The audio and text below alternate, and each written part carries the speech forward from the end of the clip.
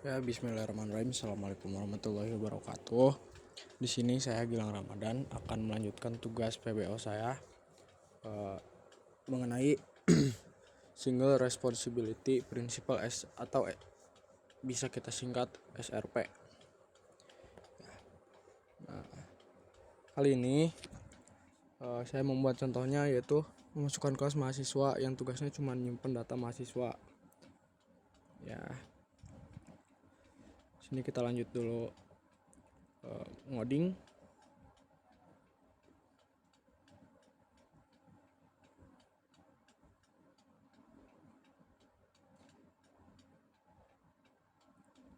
Nah, di sini kita memasukkan menyimpan data mahasiswa, lalu si datanya tuh terdapat nama,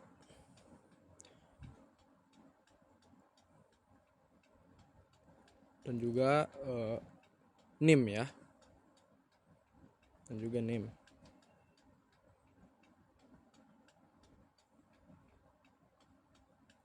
Nah,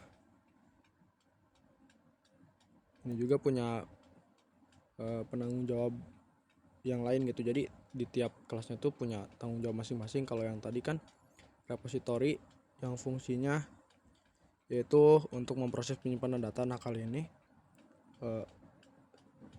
mahasiswa report yang tugasnya yaitu mencetak laporan si mahasiswa tersebut. Nah, kelas ini juga sama punya penanganan yang lain.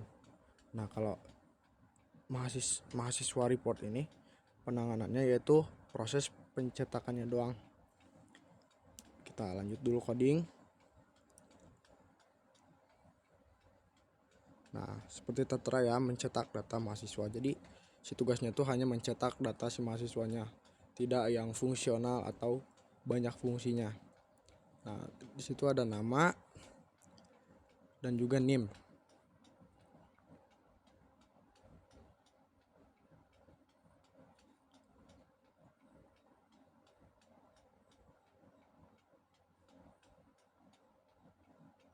Selanjutnya kita ke main Java-nya ya. Nah, untuk di main Java-nya, objek si mahasiswa ini jadi dibikin sama dipakai buat mahasiswa repository dan si mahasiswa report itu. Jadi dengan adanya main Java ini, si pilar SRP ini tuh udah terlaksana gitu. Jadi setiap kelasnya tuh punya tanggung jawab masing-masing dan fungsinya masing-masing. Jadi berbeda kalau misalkan si mahasiswa repository itu punya tanggung jawab yakni memproses penyimpanan data. Nah, kalau si mahasiswa report itu untuk memproses pencetakannya doang gitu. Kita lanjut dulu modding di sini.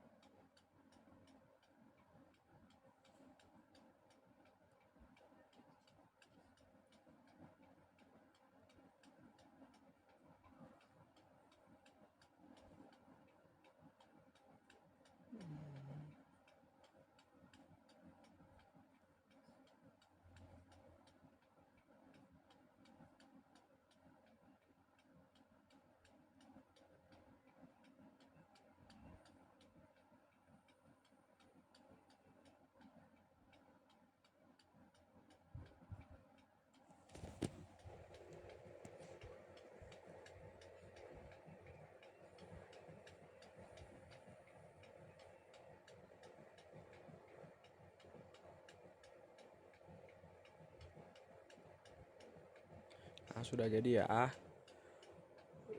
berikut si main Java-nya telah jadi. Nah, selanjutnya kita ke yang OCP. OCP itu singkatannya dari Open Close Principle. Nah, prinsip ini nyatain bahwa si kelasnya itu mesti terbuka untuk pengembangan tapi tertutup buat perubahan. Nah, di antara kelasnya itu ada 5, yakni pembayaran dan pembayaran transfer, lalu ada pembayaran cash, metode pembayaran, dan main Java. Pertama ke metode pembayaran terlebih dahulu. Nah, si metode pembayaran ini menggunakan interface metode pembayaran, jadi sebagai kontrak buat semua metode pembayaran. Lalu ada pembayaran cash. Si pembayaran cash ini juga, kelas pembayaran cash ini juga pembayaran transfer itu buat mengimplementasiin si interface metode pembayaran itu, dan masing-masing kelas juga punya cara pembayaran yang beda. Contohnya ini kan pembayaran cash.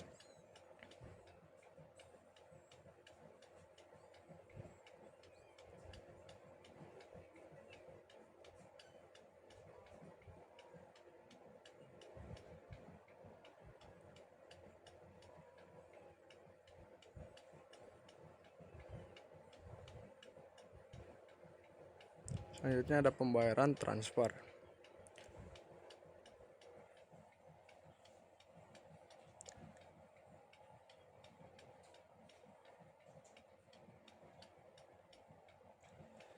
Sama halnya seperti pembayaran cash, tujuan kelas ini dibuat itu untuk ngeimplementasiin si interface metode pembayaran.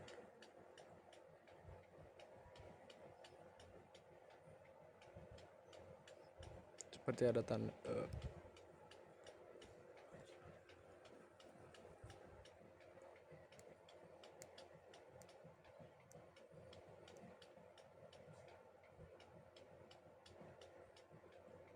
jadi dibuatnya OCP ini kalau misalkan kita sebagai pengembang pengen nambahin metode pembayaran baru seperti QR atau e-wallet lainnya, jadi kita cuman tinggal nambahin kelas baru tanpa harus ngubah si kelas pembayarannya, seperti itu. Nah, ini dibuat pembayaran.java-nya, kelas pembayaran,